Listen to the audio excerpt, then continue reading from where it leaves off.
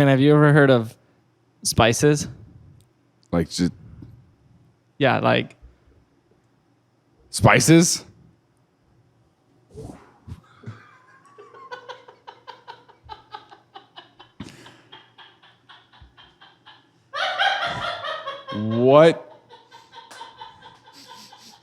What is that? Did you bring that from home? some nutmeg. I'm allergic to that. What do you have? What Because that's what we're talking about today. is spices? Ground nutmeg. Oh, man. We're talking about nutmeg? Yeah. If you're listening, I just blew nutmeg all over Jaron. I poured a bunch in my hand and I just blew it from my hand. This dust cloud. I think of there's some in nutmeg. my eye. Jeez. You know what's gross? Is every pastor's house I've gone to, they got a whole shelf of spices. Who do we kill for this? What if, and hear me out, instead of more, we tried more. But they got to set up this military base. Facebook's got a military group in my backyard, though. I let them. Things I learned last night.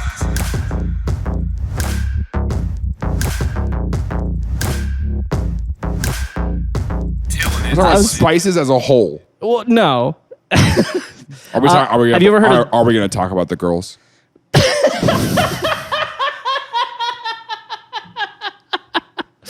No. Have you ever heard of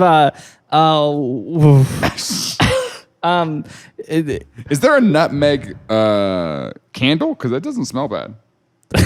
yeah, maybe we should just blow it in the office every time we walk in. Yeah, it's a good luck thing. If we don't do it, we die. Every day, it becomes a thing where we sprinkle nutmeg over the door, like over the arch of our door. Someone comes in and we go, "Oh no! Oh no! You didn't nutmeg the door." You gotta nutmeg the door, dude. Okay. Can't just come in here without making that door. No. I hate this. How are we gonna talk about spices? Oh, today? okay. Have you ever heard of have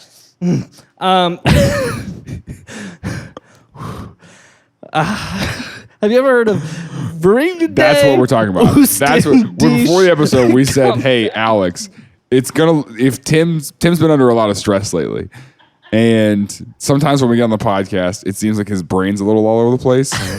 And Alex, we told Alex, "Hey, if you notice Tim being weird, you know," and I think you going, oh.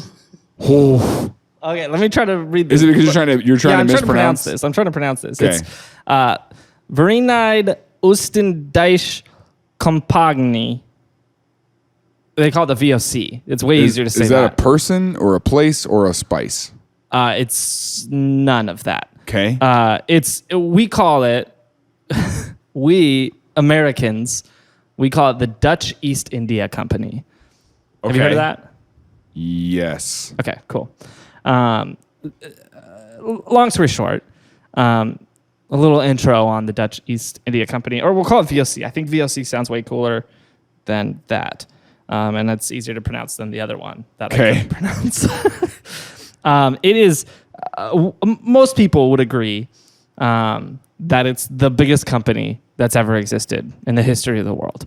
Okay. They currently exists? No, they don't. They're gone. They shipped spices, so that's they why didn't have nutmeg over their door. they sold the meg, but they didn't make the door. So the estimates are a little sketch, and we can get to that in a little bit. But the estimate, the most agreed upon estimate of the value at its peak was $7.9 trillion, like in today's value, adjusted for inflation, which would make it more valuable than Apple, Amazon, and Tesla combined. And the only two nations that would have a GDP higher than the value of this company would be the U.S. and China. Every other nation in the world would be worth less than than this company. Than this company. The VOC. Yeah, they were an incredibly... The VOC is the Dutch East India Company. That's what we call it. That's not their name. Their name was that Veronese thing that I couldn't say. Did you search this because you listened to the Rebuilders podcast? No.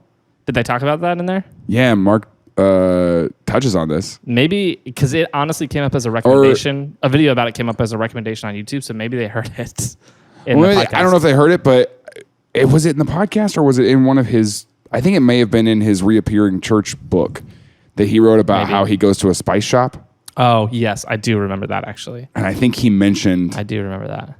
This. Yeah. But I don't know about it. Their influence is massive because, honestly... When did they exist if they don't exist anymore? They were established in 1603. 1603. 1603. Okay. A vampy time. A pretty vampy time to be alive. I just imagine, like, vampire season. Yeah, that's 1603. Whenever vampire things are set. It's vampire season. That's what it sounds like. So they were established in 1603. They were established in 1603. So the Dutch East India Company is the same as VOC. VOC is just another way of saying. If you abbreviate Dutch East India Company, you get VOC. Sure. I understand now. And they were pretty revolutionary because they... in 1603. A lot of what they did laid the foundation for modern business. But also, a lot of what they did laid the foundation for literally everything that happened on the planet for the next 400 years. Did they do 2-day shipping? Was that like their thing? I think they did 2-year shipping, which was pretty crazy at the time. Bonkers. They're like, you mean I could order something? I could order something, get this before I die? If I go to Amazon...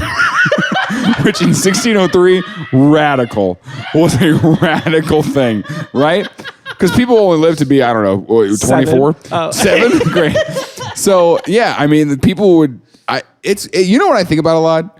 Is the number of people who have existed. Yeah. And how many of those people lived knowing that whatever they were working on was not going to be completed in their lifetime. Yeah. I wonder if that makes you happier. Well, I was going to say, and I can't think of anybody now who would be willing to put their life towards something that wasn't going to come to fruition in their lifetime. Yeah, I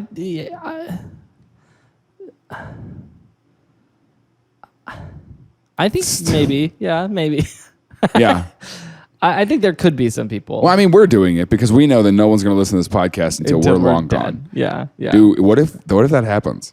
What if we die and then like 20 years from now in South America, South Africa, people are like, you just blow up. You hear this podcast? Yeah. Anyway. It could happen. I don't know. So they laid the foundation for businesses. Yeah. So a lot of what they did was... What, they took money for goods? Like, how did they... What do you mean they laid the foundation for business? Okay, so this is an interesting point in world history.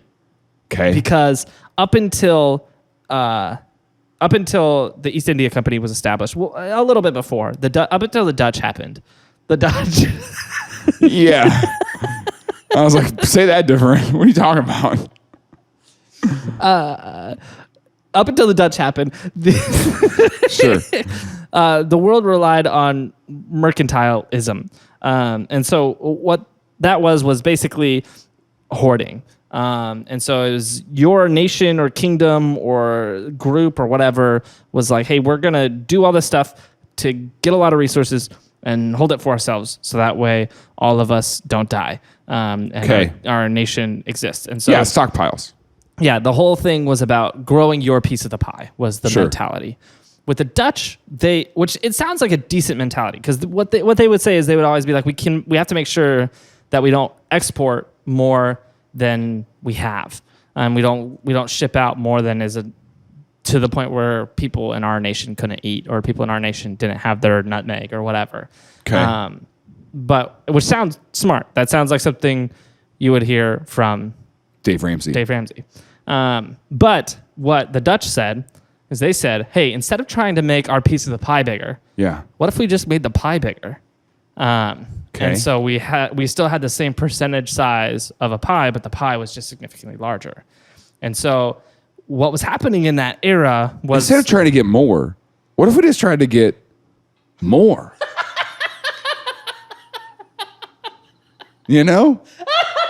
What if, and hear me out, instead of more, we tried more.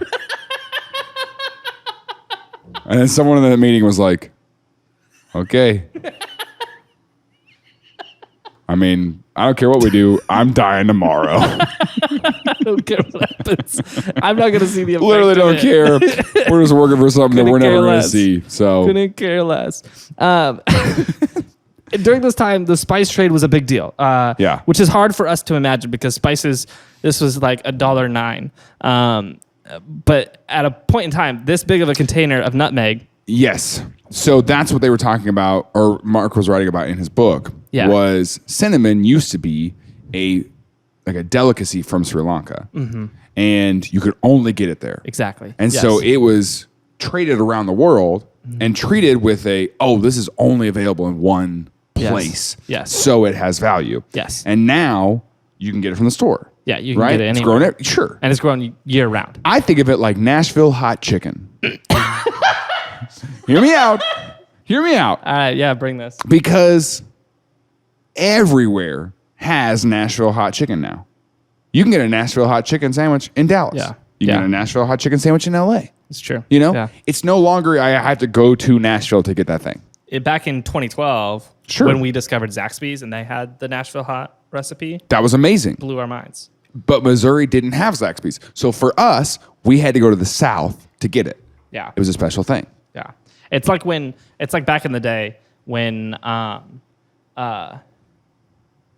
Chick-fil-A was just spreading and then they would hit a new state and it would have lines around the building like 10 Yeah. times for days.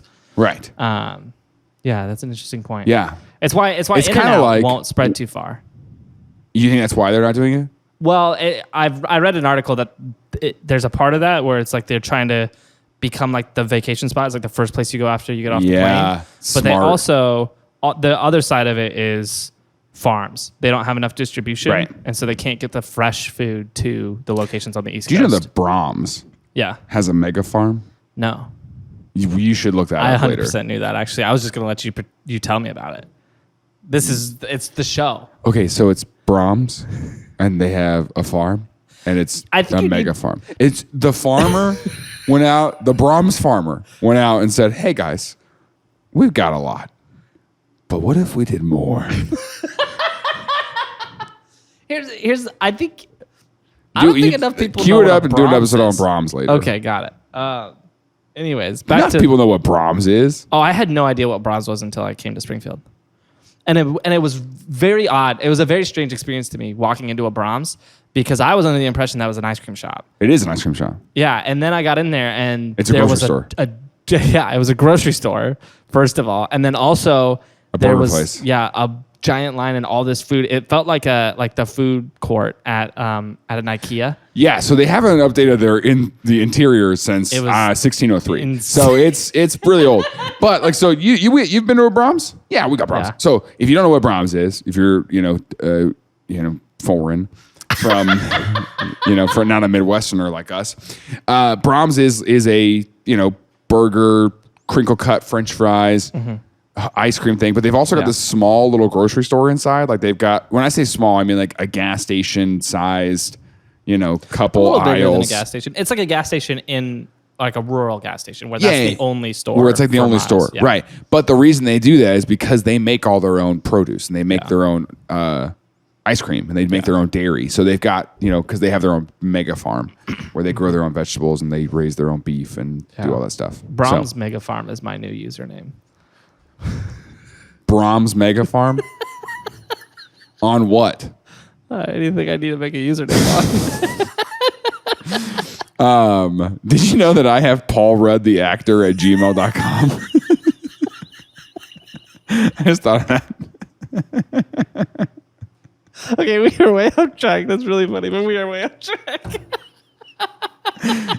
Send me an email.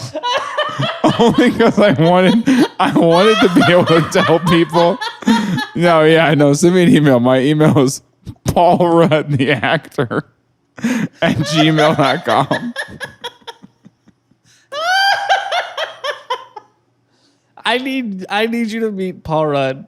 And for some reason, They'd be like, "Bro, we should work together, man." My email is paulruddtheactor@gmail.com. I think I set that up. We're very off track, but I think I set that up because one time I saw a Twitter thread about a person figuring out that most famous people's emails is just a variation of first, last name, first name at Gmail. Yeah. And he was like, I got in touch with too many famous people doing this. And I was like, I'm going to make sure you never get in touch with Paul Rudd. And so I went and tried to get Paul Rudd at Gmail. It's taken. Powered by Paul Rudd. Yeah, probably. But he can't get Paul Rudd the actor. That's mine. You tell that. Let's change our usernames in the Discord today. Which this episode won't come out of the Discord for weeks. So our patrons will have no idea. This is weird. They'll be like, okay, but you're Brahms makeup and I'm Paul Rudd the actor. Oh man. Man, that's gonna hit really hard whenever they get it. It's gonna be good. Okay. So anyway, VOC. Spices were a big deal. Yeah. So at that time, spices were being traded from far distances away. So they did have value because in our current world, Nashville hot chicken. Yeah. It's a great analogy. Are you going to do that analogy over? It's a great analogy. That was a really great analogy because spices were super rare because most of them were grown in their own geographic location. So nutmeg, the reason why I brought nutmeg is because it was the most valuable spice in that era. This size little jar of nutmeg, which I think is like, hold on, let me see. It's got this size. This is 1 ounce of nutmeg. Okay. This would have been worth a bar of gold, like the same as a bar of gold today. And so you should shoot me if I walked in with this and take it from me. There's a lot of reasons. One, it was super rare, and so anytime something's rare, it's like the rarity of it. It's a marker of your richness. Sure. And so someone comes in your house. It's like having that app on your phone that says I'm rich, and you bought it for $999. Like, would you like to see my nutmeg? Would you like to see my nutmeg? That on the shelf up there. It's my spice rack. Oh, McCormick, they just did a new nutmeg drop. I'm gonna try to get some tonight. In the new colorway. What's gross is every pastor's house I've gone to, they got a whole shelf of spices, And I go, did you buy that at retail price or resale price? Huh? Because right now it's reselling for a bar of gold. Preacher's peppers. Preacher's peppers? I was going to go preachers and spices, but okay. Speaker spice. Hey, thanks for checking out this episode. We love our listeners a lot, and one way that you can let us know you're here is by leaving a podcast review. Maybe that's a 5-star thing in the Apple Podcast app. Maybe you listen on Spotify, or if you're watching on YouTube, leave a comment. We do read all the comments and reviews. We just love knowing what you think about this show. Also, if you haven't yet, go check out some of our other episodes. My current favorite is the Identical Strangers episode. It's 3 brothers or triplets who were separated at birth, unbeknownst to them or their parents, as part of a really weird experiment. So there's a lot of really fun stuff we talked about in that episode, but thank you for checking this out. Now back to this one.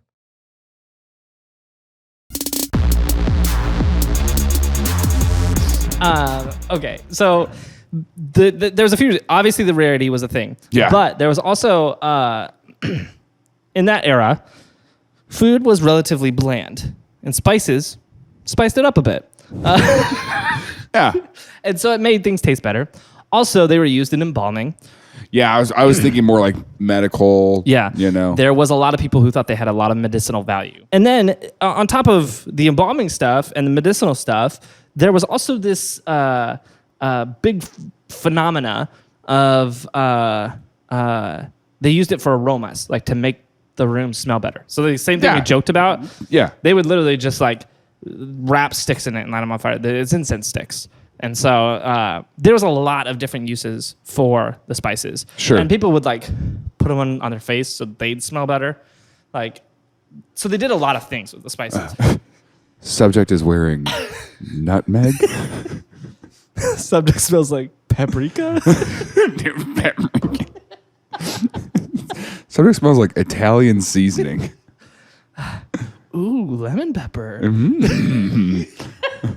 Special occasion. So there's a lot of uses, I guess. Sure. And so the Silk Road opened up. Okay. It was a road made entirely of silk. Softest road. Terrible traction. Yeah. But here's the thing. Because the traction was so bad, it took forever. Especially for European Silk nations. Road took forever. Yeah, because it was going from Southeast Asia up into Africa and to where? Europe. You're showing with your body here. Yeah, from Southeast Asia into Africa and then up into Europe. And it took a long time because at that time, there was no railroad. There was no ice road truckers.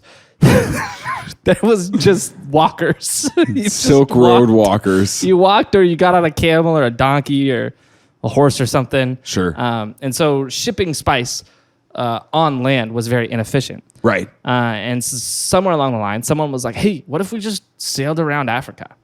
And so they started doing that. Okay. And that was a revolution in the spice trade because now so much more spices could get loaded onto a ship than could get loaded onto the back of your donkey. Yeah. And so they were able to ship that around. And this became kind of a transformative era in the spice trade because now it was a booming season for business because now all these people, they could go get the spices easier and get it quicker and move it. It would go from Southeast Asia. Well, they would take a boat from Europe, most often from Europe, around the Horn of Africa, and then into Southeast Asia, wherever they were getting the spice from. Okay. Whatever nation that was. And then they would load it up, take the trip around. And coincidentally, what's interesting was they discovered there was this current. A current that was like just a big circular current in and they could just use Southern that. Pacific. And so they struggled a lot at the beginning because they were going against that current. But when they realized they could loop around and take that, they were able to kind of be more efficient and get through that trip a lot faster after they discovered that. And what's coincidental about that is that because they took that loop, they came very close to South America often, and nobody discovered it from Europe for a while. But I mean, like, what do you mean no one discovered it? Like, they were just like... They were rolling by it, and they're like, what do you guys think that is? And they're like, I don't know, maybe Asia or something, I don't know. And they're like, we got to keep going north to Europe. Oh, no one on the boat discovered South America. Yeah. Because this was before. I thought you were saying no one in South America discovered the boat. And I was like... South America's watching the ocean. Like, yeah, that's what I'm saying. Like, who do you think is out there just like... coffee in the morning. What is that? They'd never seen a ship like that before. Hey, Debbie, get out here. There's a boat. You're not going to believe this. It's like a building. Yeah, and it's you floating. missed it again. That was their UFOs. They had like this government blue book. Unidentified floating objects. What is that? Everyone's like at their little pyramids in the Maya, and then this guy's like, yeah, I swear, I saw him float by again. A boat. It's floating. Yeah. Okay. It was big. I don't even know what a 1600s I swear there's name white was. dudes over there. What's a 1600s name? I mean, the only 1600s name I could think of are white 1600 names. Oh, okay. I don't know any Mayan 1600s names because these would have been Mayans. Oh, okay. And I don't know a modern Mayan name. Now that I think of it, I know 0 Mayan names. Go, move on. So they could have discovered South America. They could have, but they didn't. They were busy. They were busy shipping spice. And this was an interesting moment because it was very, very risky to take this trip. It was a long trip halfway around the world on a boat that was... Yeah, how long did it take, do you know? I don't know, probably half of everyone's life. A whole 3.5 years. I don't know what to say. How long did the trip around the Horn of Africa take in... Yeah, put that in Google. 1590?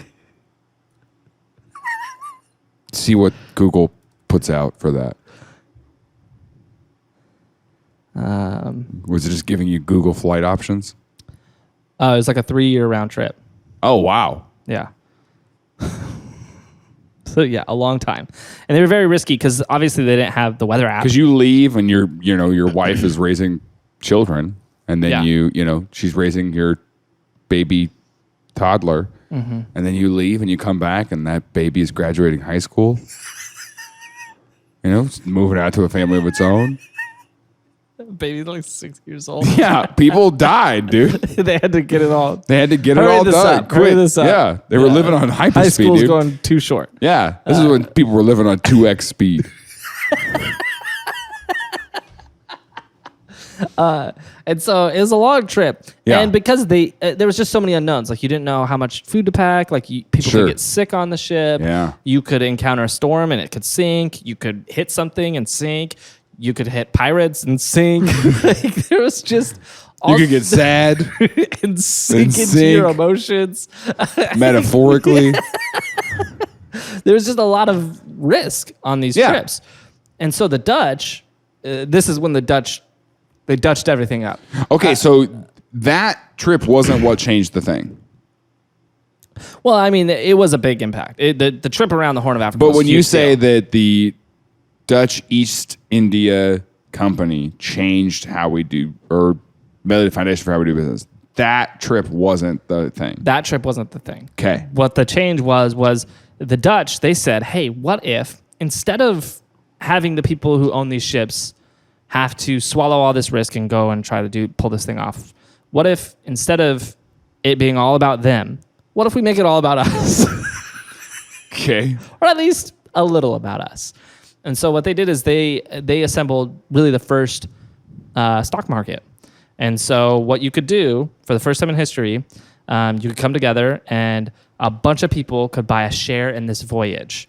They didn't have to actually go on the voyage. They just financed the voyage. Okay. And so then instead of one person swallowing the whole financial risk where if your boat sinks, you're screwed and you're never financially recovering from this. Mm-hmm. Instead, a bunch of people could buy pieces of the pie and then get a piece of that return and be able to then do it again. They should have done a Patreon. Hey guys, we're going to give you behind the scene access on our boat. To our boat. Hey, what's up, guys? There's some land over there. On the ship. We don't know what that land over there is. But there's a guy over there that freaks a guy who's out real every mad. time. Every time we drive by, he freaks out. We call him Daniel. I don't think that's his name, though. He never responds. Yeah, we don't know any Mayan names, so we went with Daniel. So they sold the shares. It was the first stock market. And historians, two phrases came from this, historians believe. We don't know for sure. There's no record of this. But two historians, two phrases. One, buy shares. low, sell high. Diamond hands. Buy the dip. Shares, because you're taking a share of the voyage. And then they believe stock market came from this. This one's a little harder to pinpoint, but because the phrase used at the time for the frame of the ships was the stock. Oh. And so they think that that's where the phrase stock market came from. Okay. Because you're buying stock. Anyways, and so this is the first time this ever happened, and it became a massive boom for the Dutch. All of a sudden, so many boats were going into the ocean and coming back full of nutmeg and cinnamon and all the other spices and sugar and spice and everything. Everything nice. Except for it was a lot of not nice. And we'll get to that. In 1603, the VOC was formed. And this is where, really honestly, capitalism began. Because a group of these people who had, for years, like their family has been investing in these voyages, said, hey, what if instead of us investing in the voyages and then those people investing in the voyages and those people. What if we just got together and we were just the voyages? And so they came together, and it was a group of a bunch of the people who were buying shares in these trips. So they were just monopolizing. Well, they established a corporation for the first time. And so this was a bunch of financial moguls who were very successful from all these voyages, from financing these small voyages, and they went on a shopping spree. They bought every ship that went on these voyages. Not only did they buy every ship, they were just pricing other people out, basically. So other people couldn't buy shares. Yes, but it wasn't necessarily they were pricing everyone out, because nobody else was going to be able to buy shares after this, but this was kind of like the vast majority of the people who were doing this in general became a corporation. Oh, okay. So they all came together and did this together. Sure. Because they were just like, we could do a lot more, and if we, instead of just buying shares in single voyages, what if we bought shares in the entire nutmeg industry or the entire spice industry? And so they went on the shopping spree, and what they did is they bought every ship that did these trips. Okay. They bought every port that these ships went into. So as a corporation, they bought the port. Yeah, they bought they bought all the ports. Okay. Like if you think of ports, they had them all. Yeah. And then they bought all the land where the farms were, where this stuff grew. And they bought the Dutch military. Oh, and I didn't know that was an option. It's not anymore. Is your military for sale? Hi, I saw this ad on Craigslist that your military was for sale. 6 trillion oboe. So I brought my oboe. Here's my oboe. I'll take your military.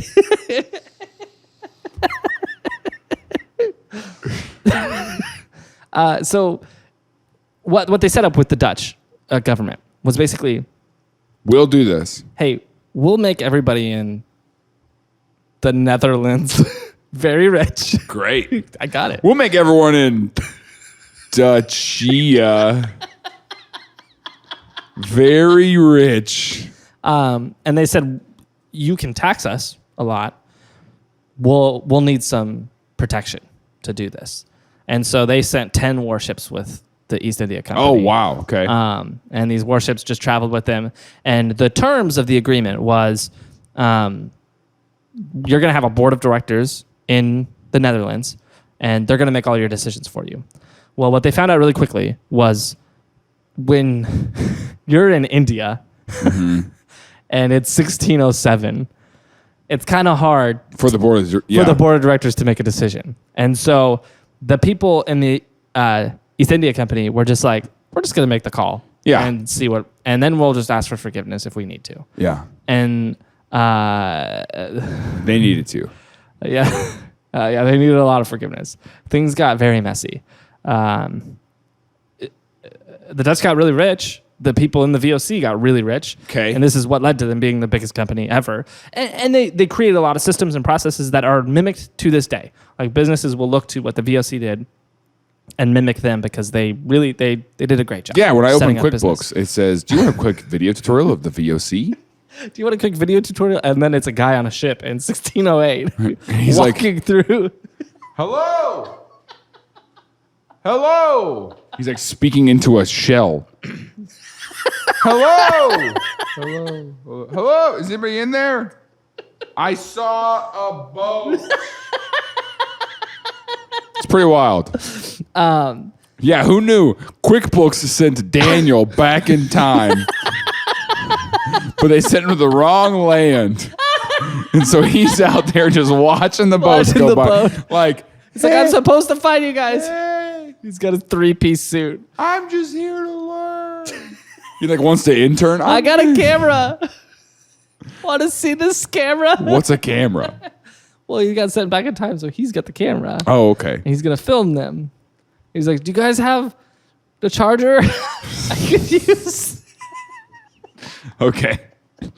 So what trouble does this lead to? Oh, so if everyone's rich, why are they mad? So you know that thing people say about capitalism and how it's like It leads to people doing It's like, sketchy stuff. you know? Yeah. Unfettered capitalism leads to just greed run rampant. Yeah, so that's what we got here. So much so to where there is a page on Wikipedia called "Massacres Committed by the Dutch East India Company," and it's a whole page. It's their own page. It's not even a subsection in their Wikipedia page. It's a new page. Who were they massacring? Well, so here's what they did. So they went to this place called Banda, and it was this chain of islands in like where modern day like Jakarta is. Okay. So Indonesia, Malaysia area. And this was where nutmeg grew. It was the only place in the world where nutmeg grew. And they really, really wanted nutmeg. And they wanted to sell a lot of it. And so they came there and they made a deal with the locals. There's a tribe of about 15,000 people that lived on this island. And tribe is probably a misleading word there because it makes you think that they're like... Yeah. But they were very, very rich because they were exporting this nutmeg worldwide. Yeah. And so this was a very, very They kind of wealthy- held the cards there. Yeah. And they were incredibly wealthy. And so when the East India Company showed up, they wanted to buy everything. And they were like, No, we don't like that deal that much, because, we're rich now. If you bought it from us, we wouldn't be rich. we'd be less rich. And so they negotiated for a while. Eventually, they came to a term where the East India Company would just kill all of them. So the terms, there was an agreement that was set in place where the East India Company got to set up a military base on their island, which is strange because they're a company, not a military. Not a military group. Yeah. But they got to set up this military base. Facebook's got a military group in my backyard, though. I let them. I was like, yeah, I like you guys. Can you imagine? A lot of people my age don't like you, but I like you guys. Yeah, you guys can set up in my backyard. Can you imagine like a dystopian world where all the big corporations are setting up military bases all over the world? You don't have to imagine that. They're literally doing it. Literally already happening. That's terrifying. And the idea was, hey, we're going to be here and we're just going to set up our military base, protect you a little bit, and then we'll Protect the buy assets. all of the spices that you make. We'll buy all of them every time you make them. At the We'll price buy 'em that from you set. And then we'll ship them out. Cool? Good deal? Great. And then they started building the stuff, and they built a little bigger than was agreed upon. And then the locals came, and they were like, hey, you guys this is not what we agreed upon. Like, you're doing way more than we said you're going to do. And they're like, oh, sorry, this is what we're doing now. Yeah, sorry. So the locals killed 100 of them. And they were like, this isn't cool. So they killed 100 people. Just because they didn't like the building? Well, because they were like, hey, this isn't what we agreed on. I get and then that, the other people though. were like, yeah, it's not what we agreed on, but it's what we're doing. And then they're like, Yeah. okay, we're going to kill you. Like that giant diamond store that's downtown. You know what I'm talking about? North Kansas City, that big old giant diamond store that just doesn't, it's so out of place. I have no idea what you're talking It made me so angry. I marched down there to the construction guys and I said, hey, about. this isn't what we agreed upon. They're like, sir, we And they're like, we don't know who you are. And I said, well, put that hard hat down and I'll show you. You know? That was a good line, first of all. That was a Funny. good That's line really just funny. on the spot. That was a good one. I hope your team's wearing your hard hats. They're going to need them. I see what this building's made of. What are you? You know? The arms. Like, what are you doing? I'm getting ready to fight. Put your arms down. All right. So they attacked them first. They attacked them first. And the guy who was kind of directing the operation there Was like, well, I gotta write a letter Was really mad about to the this. board. And so he called in one of the warships, and they killed 14,000 people. Oh my gosh. And they took the other 1,000 as slaves, and then they were like, "This is our island now." And that was the first time that they'd done something like that? Yeah, and they were just like, "Yeah, we're just going." And then the guy who did that was like, "This worked pretty well for us." And so then they just kind of kept. Then they were like, yeah, that was an easier solution than negotiating. Yeah, it was way easier than trying to deal with the muddy waters of that. And they're like, we have these warships, so let's just do that. And so they just started going to places and just killing people, like killing all the locals, taking all the farms, and then just repurposing them for theirs and growing the stuff themselves and then shipping it. And so then instead of having to buy the spice, they grew it themselves and they got it and they sold it. And so then they made even more money than they were making before. They were just operating as a tiny country. Yeah, it really was like they blurred the line between a government and a company. Sure. Just like the companies today. Just like the government today. But so they blew up. They became incredibly successful by doing all of the killing. So the sketchy what stuff. year was that? That first one? Hold on, let me check. Because they start this stuff in 1603. Where they Yes. start buying all the ports, buying all the boats, doing all the stuff. Yes. Did you say in 1607? No. That was just a random number from okay. a random example. I think it was 1621. Okay, so I mean they made it almost 20 years. Yeah. Without mass murder. So that's a good run. Good run. It's a good clean run. Yeah. For about 17 years. Then it got pretty messy really fast. Yeah. And there's significant. I mean, there's a couple in here that are like a few dozen people, which is really bad. But there's a lot that are like pushing 10,000 or over 10,000, and it's just absurd. And the people that they didn't kill, they took as slaves, right, to work on their farms and stuff. And so here's where their influence kind of carried it forward. In history, because they laid a foundation for business, and they set up a lot of systems and processes that are followed today. But the thing that they set up is that it's the profit over everything, because you have to get that profit out to everyone who holds a share, and so it doesn't matter the morals that get you there. Sure. And we still see that today, and so it's a our entire modern business system is built upon a group, the foundation of a group that would just kill thousands of people to make more money. And so it makes a lot of sense how we got where we are today. Yeah. And speaking of bad business. Hey, thanks again for listening to this episode. If you like our show, make sure you follow us on social at TILLN Podcast, or subscribe anywhere where you're listening to right now, whether that's YouTube, Spotify, or Apple Podcasts, whatever it is. And if you want more, we do have a Patreon you can support us on. In there, you get all sorts of perks like ad-free episodes, early access to our content, and even a Discord with our hosts and producers. So we'd love for you to check that out. All you got to do is text TILLN to 66866. That's TILLN to 66866. But thanks again for checking us out.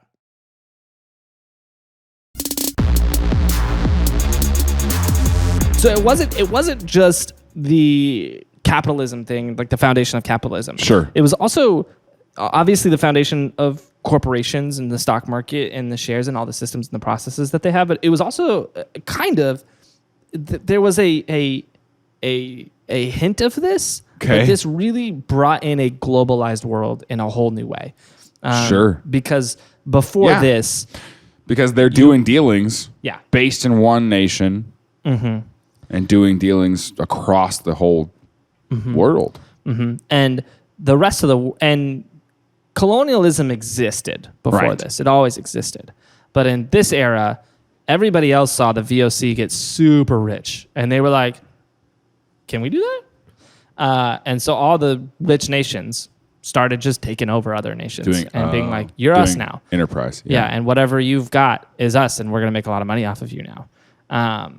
And so it blew up. Those are also my wedding vows. You're one of us now. But you gotta do it sad. I hate that you'll it's be like, us. You'll be like, you're one of us now. And I'm gonna make a lot of money off you.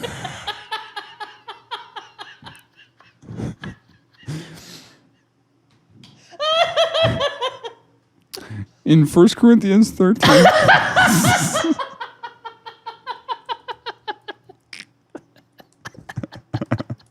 I hate that.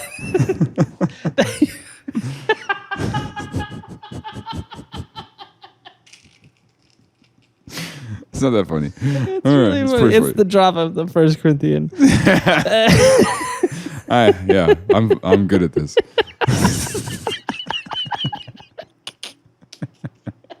So, jeez, we lost him.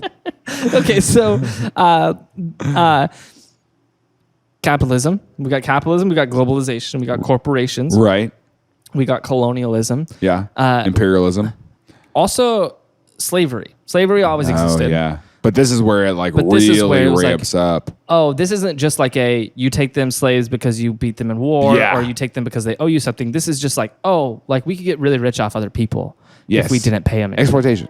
Yeah, so it opened up this new age of slavery, if you will, where where these powerful people learned that they could become significantly more powerful by subjugating people. And so the impact of the VOC was felt there. Another very interesting and significant thing that could have significantly altered history was this area of Banda where they got the nutmeg from. Yes. They were obsessed with this chain of islands that belonged to these people. There was one other island in this chain that they did not have, and that was owned by the English. And they wanted it so bad. So bad. Like VOC did, or like the Netherlands? VOC did. The VOC wanted that island so bad. Yeah. And so in 1668,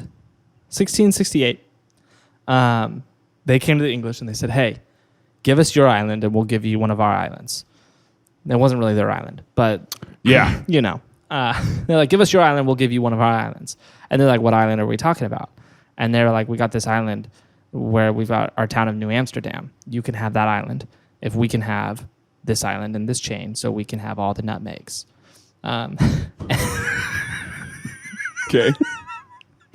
And it took a long time, but finally they got through the deal, and the English sold that island of Breda, is what it's called, to the Dutch. The Dutch got their full set of the blues, so they could start building hotels.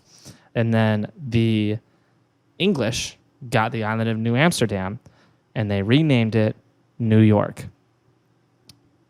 And I think that this potentially was a drastic change in history, because now all of a sudden you've got the colonies are under this British control where they could have been under Dutch control.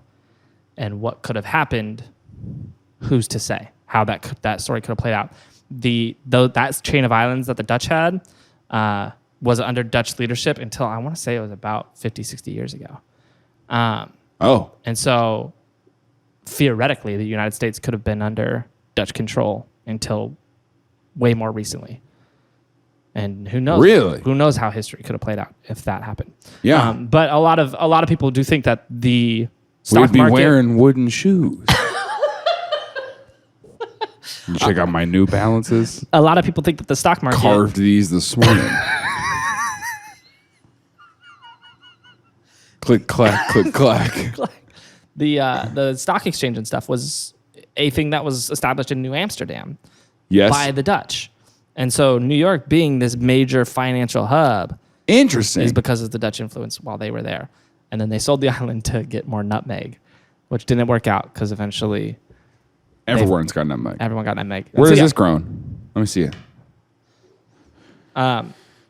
Who did we kill for this? So they so what happened was, Hunt Valley, Maryland. hey, it's not too far from the island that they sold. Do you think we could take them?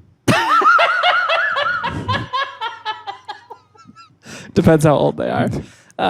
In Hunt Valley, Maryland, two podcasters arrested for attempting to take over the town, claiming that the source of nutmeg was essential to the growth of their empire. More at 6. We need more nutmeg. So what Gotta happened? get covered in the nutmeg. I need it.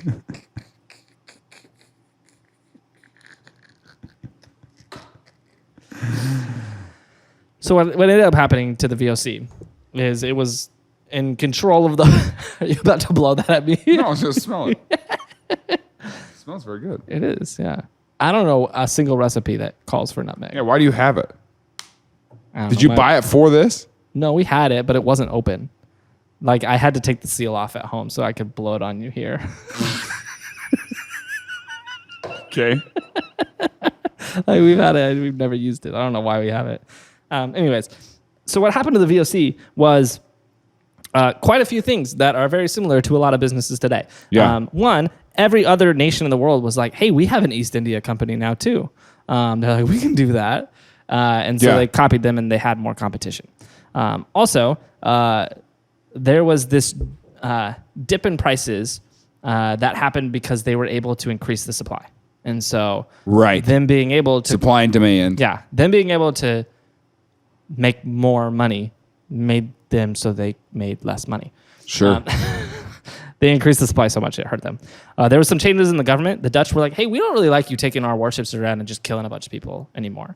What if we just stopped? And so they called back the warships and they lost a lot of power. And they also lost a lot of security. And then they showed up and they were like, we're going to take your land. And people were like, yeah? you and what army? That's where that phrase came from. Very influential.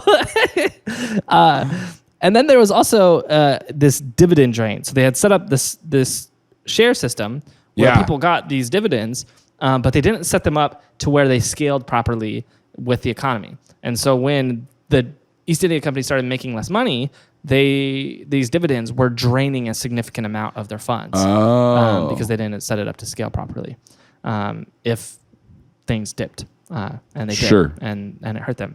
But their Achilles heel, what ended up destroying the company, was they had a massive amount of employees that they paid very poorly and treated very poorly. And eventually they rose up and they just started breaking stuff. And eventually, and they couldn't recover. And so, oh wow, the same as the Tiger broken King stuff. Yeah, they broke enough of their ships and their boats and their farms and their ports and. It was too much for them to financially recover from, just like Tiger King. What year was that? Did they fall apart? It sounds like they had a great run. 1799. Yeah. Yeah. Wow. So they lasted 4 years short of 200. Yeah. About 200 years of... about 200 years, and 20 of those were a very successful, great company. About 180 of them. Well, probably about 100 of them were a terrifying company. And then the governments were like, whoa. Whoa, you're scary. And then they were a company that was clawing for its life for about 80 years, you know? Yeah. So, just like Pepsi. Dang, I was going to say it's the story of Subway. And you beat me to it. So yeah, man, that's the Dutch East India Company. Here's something that most people don't know about it too. Another impact that they had when they were struggling, things shifted down for them. Okay, and they had learned from Tulip Mania because this is the same place. Yeah, the Dutch did Tulip Mania, and so they learned from Tulip Mania. They said, okay, hey, we need to diversify. We can't just put all our money in tulips. We can't just put all our money in spices. Yeah. Oh, also, that was another thing. Spices became more available. A bunch of other places were like, we can grow spices here. We have the same climate. And so they started growing it there too. And so they became more popular. Nashville hot chicken. Yeah. And then they got less cool. Like they went out of style. People were like, I'm not impressed by your spices. Yeah, like breakout rooms. So the VOC, I got an analogy for everything. The VOC. The VOC, like bowling alleys. This studio is a breakout room. We've been trying to break out. That's what the whole show is. We can't leave. We think that this is one of the puzzle pieces until you support on Patreon. You listening, yeah, and you might be thinking that's got to be for someone else. It's not. It's for you. It's for you. We're trapped here, and we need you to get the key to You're get out of here. You're our only listener. Please. Hey, speaking of companies that are doing crazy things for profits, we got a new way that people can support us, actually. Let us out. Wait, what? I said, speaking of companies that do terrible things for profits, we have a new way that people can support us. Yeah, I heard that part. I was like, what terrible thing are we doing for profit? We're making the show. Oh. You can now support TILLN. You don't have to support monthly. You can just give us a donation. Yeah, if supporting and getting stuff in return is not your thing, yeah, then you can just donate flat out. And how do people do that? I don't remember. If you text TILLN to 66866, that link that it sends you, Yeah. there's a little donate button. Yeah, there you go. So you can donate if you It's want on to our help website, just too. a It's little on bit. TILLN.com. Then you can do that. Yeah. Anyways, so back to the So VOC. we can get super rich, and then we can buy the Dutch. 10 warships. Hello, Dutch. We would like to buy you. How much for... How much for Dutch? Give me all you got.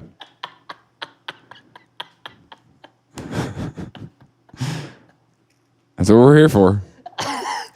One thing at the end, you've kept us hanging this whole time. Yeah, so the VOC, they knew from Tulip Mania, they said, we can't put all our money in one thing. Yeah. And with the VOC, we've been doing that. It's all in spices. Sure. Mostly nutmeg. And things aren't going great. And so they diversified. And they said, hey, we've got all these ships that our employees are busting up and breaking into pieces. And they said, what if we take that stock, the frames, we refashioned those into a bunch of fiddles.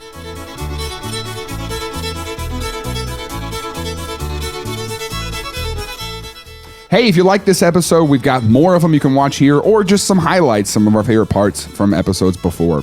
Please make sure to like and subscribe to this channel so you don't miss any future episodes, and leave a comment and let us know how we're doing. So thank you for being a part of this community. We'll see you again on the next episode of Things I Learned Last Night.